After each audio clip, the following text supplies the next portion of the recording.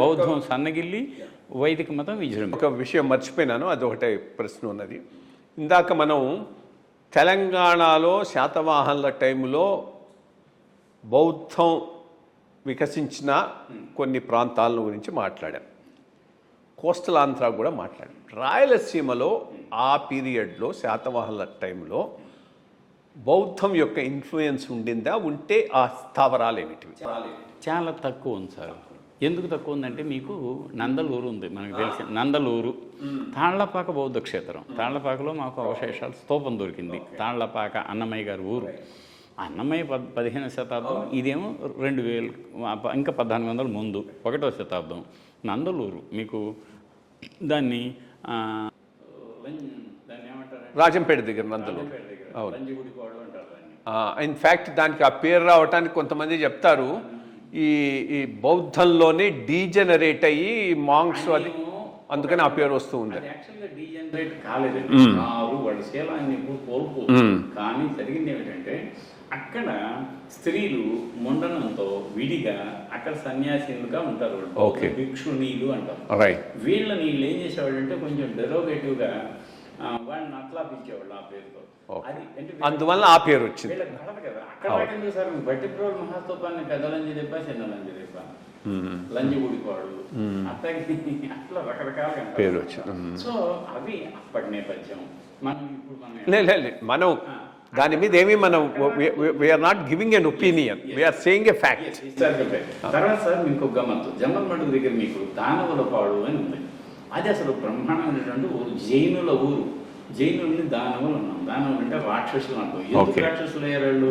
దేవుణ్ణి నమ్మట్ల వాళ్ళు, ఎగ్జిస్ట్ నాకు నో గాడ్ అంటారు కదా. అందుకని వైదిక మతస్థులు. ఎక్కడ ఇది దానవుల పాడు ఎక్కడ ఉంది? మీకు అసలు పెదముడియం అంటాము, పెదముడియం పక్కనే ఉంటుంది. ఎక్కడ?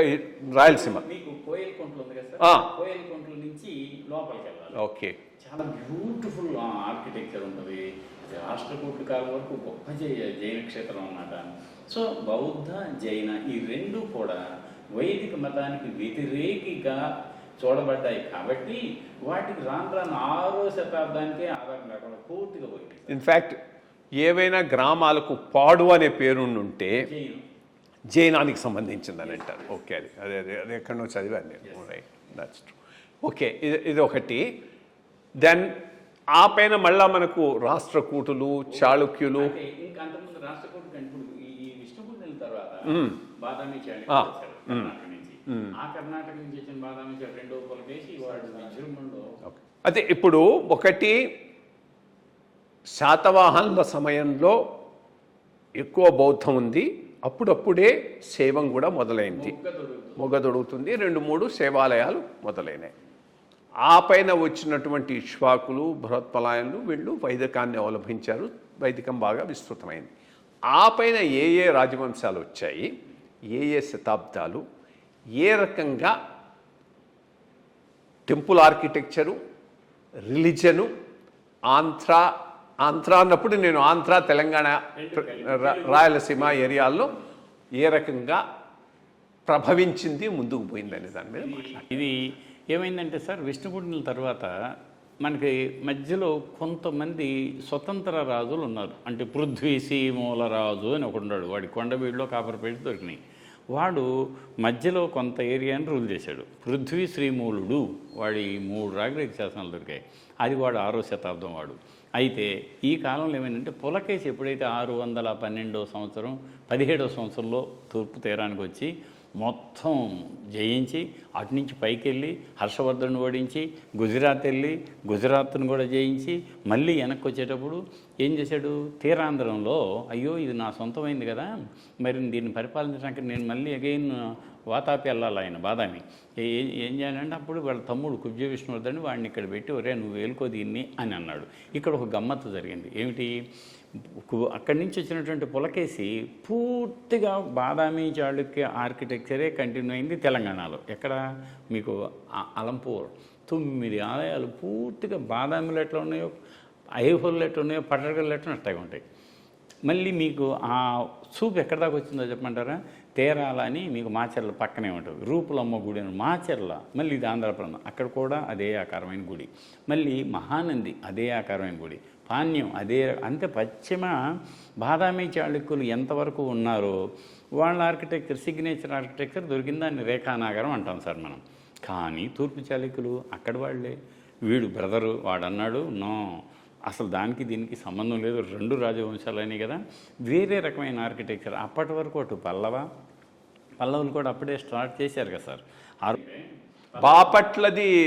బాపట్లతో భావనారాయణ స్వామి ఎవరిది అది అది అది అది అది యాక్చువల్గా చోళుల కాలం నుంచి వచ్చింది మనకి. చోళులు అంటే వెలనాటి చోళులు అది 1000.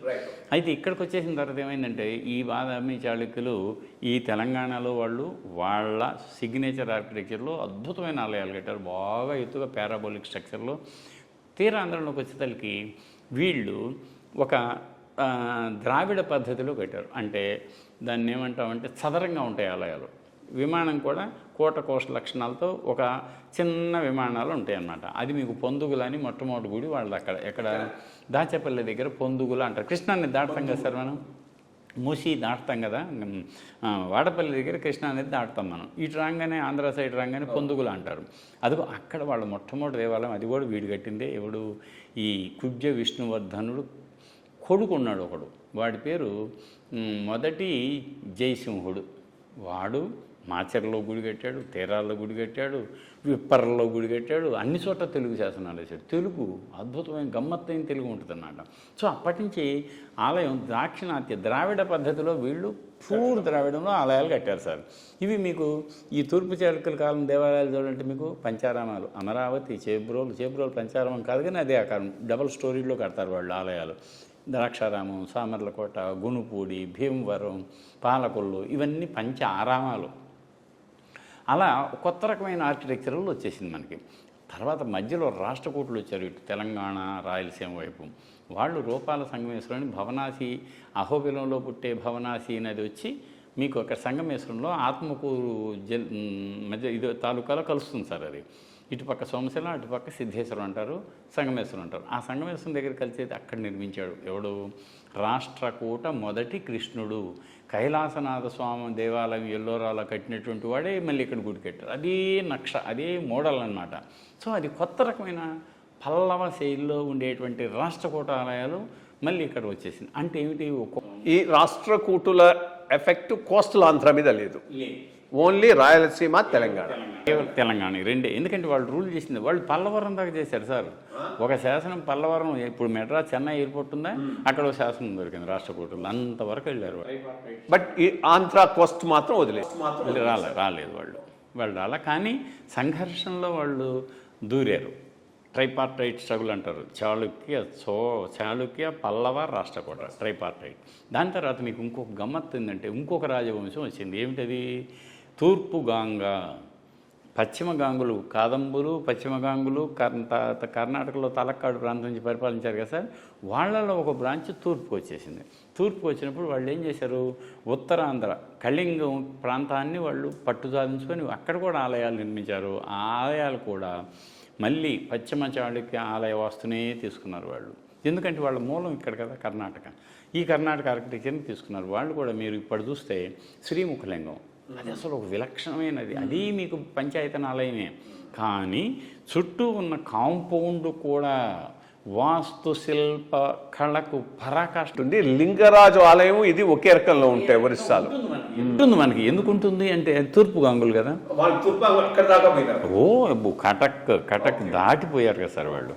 మీకు కోణార్క్ దేవాలయం కట్టింది కూడా తూర్పు గంగరాజే, అట్లా అన్నమాట. సో అది వచ్చింది సార్. రాయలసీమకి వస్తే గమ్మత్తు, న్యూ ఎక్స్పెరిమెంట్స్ బిగినాయి. ఎక్కడ మీకు రేనాడు అంటాం, కడప, అనంతపురం, చిత్తూరు, ఈ 3 ప్రాంతాలను కలిపి రేనాడు అంటారు. ఆ రేనాడులో రేనాటి చోళ్ళని మొట్టమొదటి తెలుగు శాసించింది వాళ్ళే కదా. వాళ్ళు కూడా చోళులే, ఆరిజిన్ చోళులే, కానీ తెలుగులో ఉన్నప్పటికీ ఇక్కడికి వచ్చినాక వీళ్ళది వచ్చి ఒక కొత్త రకమైన ఆర్కిటెక్చర్ కట్టుకున్నారు వాళ్ళు. దాన్ని రేనాటి చోళ దేవాలయాలు అంటాం మనం, కొత్త రకం. తర్వాత వైదుంబులు, వాళ్ళు కేవలం మీకు మడకశిర, వాయలపాడు ఆ ప్రాంతాలను పరిపాలించిన వైదుంబులు, వాళ్ళు కూడా వాళ్ళకి సంబంధించిన కొద్దిపాటి తేడాతో కట్టుకున్నారు సార్. దాని తర్వాత బాణులు అని ఉన్నారు, బాణరాజులు, వాళ్ళు కూడా అట్లాగే. వీళ్ళిద్దరు కాకుండా రాష్ట్రకూట పల్లవ 2 ఆలయ వాస్తు సమ్మేళనాల మిశ్రమాన్ని తీసుకొని అత్యంత నైపుణ్యవంతంగా ఆలయాలను తీర్చిదిద్దారు. మడకశిర దగ్గర ఉన్నటువంటి హేమావతి, తెలుగు నేలే. హేమావతిని పరిపాలించిన వాళ్ళు ఎవరు? నొలంబులు. వాళ్ళని నొలంబ పల్లవులు అంటారు. అద్భుతమైన ఆలయం సార్ అది. సిద్ధేశ్వర, దొడ్డేశ్వర 2 అవి ఎవరైనా పోయి చూడవలసిందే. చిన్న మైక్రో ఆర్ట్ అంటాం మనం. మడకశిర దగ్గర లోపలికి హేమావతి రాజధాని అది. హెంజేరు అంటారు రాజధాని అది. మన అక్కడ మీకు 3 అంగుళాలపై 3 అంగుళాల్లో అద్భుతమైన శిల్పం ఉంటుంది. ఆశ్చర్యం మనకి. సో అలా భిన్న ప్రాంతాల్లో ఇక్కడికి వస్తే తెలంగాణలో మళ్ళీ మీకు రాష్ట్రకూటుల అనంతర కాలంలో వచ్చిన వాళ్ళు ఎవరు? కందూరు చోళులు అని వచ్చారు. మళ్ళీ ముదిగొండ చోళులు, మన కోదాడ దగ్గర ముదిగొండ. ఆ తర్వాత మళ్ళీ ఇంకా వేములవాడ చాళుక్యులు, వాళ్ళు చాళుక్యులు వచ్చారు. వేములవాడ చాళుక్యులు, ముదిగొండ చాళుక్యులు, కందూరు చోళులు, మళ్ళీ చోళ చాళుక్యులు. చూశారు కదా, ఎవరికి వాళ్ళకి భిన్నమైన శైలుల్లో ఆలయాలు నిర్మించారు. ఎవరెవరి అంటే ఒక్కొక్కరికి ఒక్కొక్కటి. మనం వేములవాడ చాళుక్యులు మీరు వేములవాడ దేవాలయమే చూపించవచ్చు. భీమేశ్వర ఆలయం అద్భుత, కేదారేశ్వర ఆలయం అద్భుతం. అది ఒక రకమైన ఆర్కిటెక్చర్, రాష్ట్రకూట్లకు దగ్గరగా ఉంటుంది సార్ అది. ఇక్కడికి వస్తే కందూరు చోళులు చెప్పాలంటే పాన్గల్ దేవాలయాలు ఉన్నాయి. కందూరు చోళులు నిర్మించినవి. తెలుగు వాళ్ళు, తెలుగు చోళులు. మళ్ళీ తెలుగు చోళులు రాజమండ్రి మీకు నెల్లూరు దగ్గర ఉన్నారు. వాళ్ళు మీరు కృష్ణపట్నం వెళ్ళారా సార్ ఎప్పుడన్నా? నెల్లూరు నుంచి కృష్ణపట్నం. ఆ కృష్ణపట్నం, ముత్తుకూరు అద్భుతమైన ఆలయాలు తెలుగు పల్లవులు అక్కడ నిర్మించినవి అన్నమాట. ఇలా ఆశ్చర్యకరమైన వస్తుంది. అసలు ఇదంతా కూడా కొంతకాలం హొయసలుల కింద కూడా ఉన్నాం మనం. అనంతపురంలో హొయసల శాసనాలు దొరికాయి, హొయసల శిల్పాలు దొరికాయి. ఒక్కొక్కసారి మారుతూ ఉంటాయి.